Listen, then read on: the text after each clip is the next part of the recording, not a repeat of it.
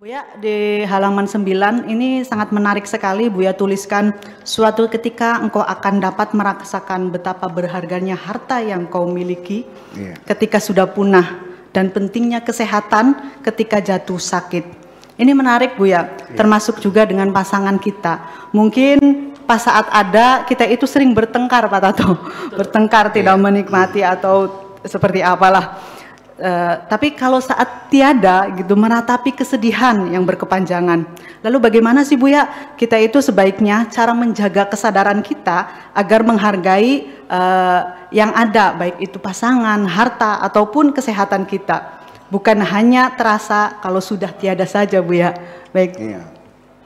Ya memang itu sifat umum dari kenikmatan, bahwa kenikmatan apapun ketika ada di tangan kita, kita tidak sadar. Sadarnya nanti ketika hilang. Selama ini kita punya istri yang sangat solehah, luar biasa. Tetapi setiap hari dibentak-bentak saja oleh suaminya. Setelah meninggal dunia baru menangis. Tidak ada perempuan sehebat istriku ini. Seperti itu. Kamu juga sama, sekarang dapat guru yang hebat. Kamu cuek aja. Begitu gurumu mati, baru engkau merasa kehilangan. Baru engkau menitikkan air matamu.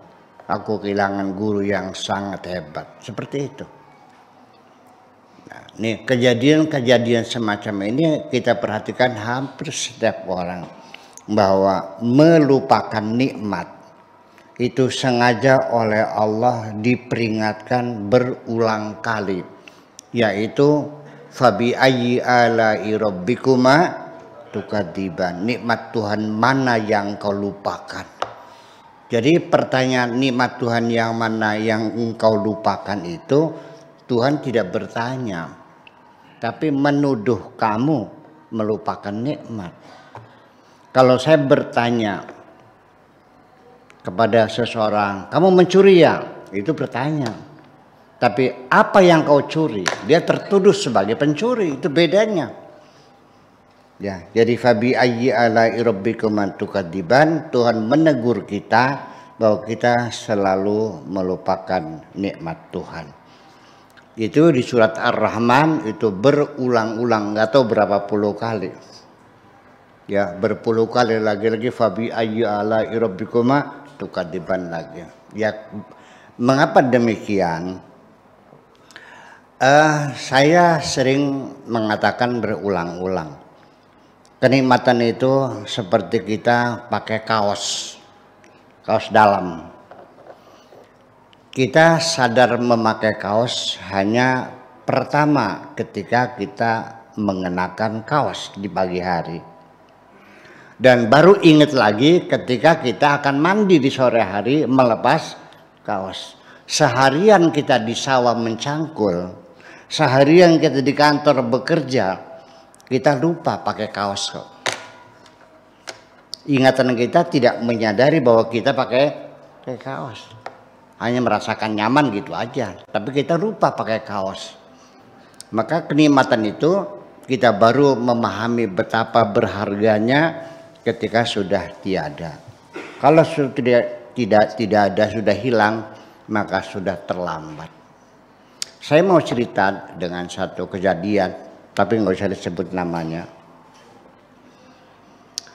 Dia cantik jelita, anaknya orang kaya, dan juga berpendidikan tinggi. Usia sudah 30 lebih, 35 atau 36 tahun. Saya merasa curiga. Mana mungkin secantik kamu susah dapat jodoh. Secantik kamu, sepinter kamu, sekaya kamu. Ini mesti ada sebabnya kenapa kamu nggak kawin. Udah saya tebak aja. Karena kamu terlalu banyak persyaratan. Yang ganteng kayak Mas Sigit, ya, yang kaya seperti Mas Tommy, ya kan gitu. yang pinter kayak profesor doktor, ya kan? Ya sulit. Kalau kaya biasanya tua kan. Kalau pinter jelek kan. Apalagi tambah yang soleh, yang sayang, yang mengerti agama, ya nggak ada. Itu. Jadi akhirnya saya bilang gini, kalau pengen cepet gampang dah, ya, dibuang semua persyaratan itu, mintalah kepada Allah, ya Allah aku ingin punya suami. Kalau ditanya seperti apa, katakan kepada Tuhanmu, yang penting asal laki-laki. Pasti cepet tuh dapatnya itu. Dia bilang ya daripada begitu mah gak usah kawin lagi lah. Jadi artinya ya seperti itu. Akhirnya ya dikabul juga ya, karena dia yakin ya, saya bisa bikin dia meyakini betul doanya dikabulkan. Itu tugas saya, meyakinkan orang bahwa doanya dikabul Tuhan itu. Rupanya dikabul, lelaki yang soleh. Ya tetapi apa yang terjadi? Dia kesel kan gitu, melihat suami orang sebelah barat jam 3 sudah berangkat ke pasar, tetangga sebelah timur suaminya sudah berangkat ke sawah, sebelah utara suaminya sudah berangkat ke kantor jam 6 pagi. Suami dia karena dia minta suami yang soleh sih. Jadi sehari-hari itu hanya gada-gede hilaloh sampai jam 9. Kesel kan. Apa dikiranya tasbih itu bisa digoreng dikiranya gitu. Sambil disabut sejadahnya, disabutkan kepalanya sekalian. Nah, selama dia punya suami seperti yang soleh seperti itu, ternyata ketika dikasih yang soleh, ternyata dia nggak tahan. Iya kan, aku yang usaha, aku yang kerja. Padahal mah yang menyebabkan usahanya lancar adalah doa suaminya itu. Setelah suaminya meninggal dunia, dicabut semuanya. Iya, kamu yang kerja, suami yang berdoa, sudah bagi-bagi tugas. Iya, karena dia paham, nggak paham. Setelah meninggal dunia, baru dia bertanya, kalau begitu, jangan-jangan suamiku adalah waliullah juga. Ya telat, Bung. Udah selesai. Jadi kenikmatan itu baru kita sadari setelah tiada.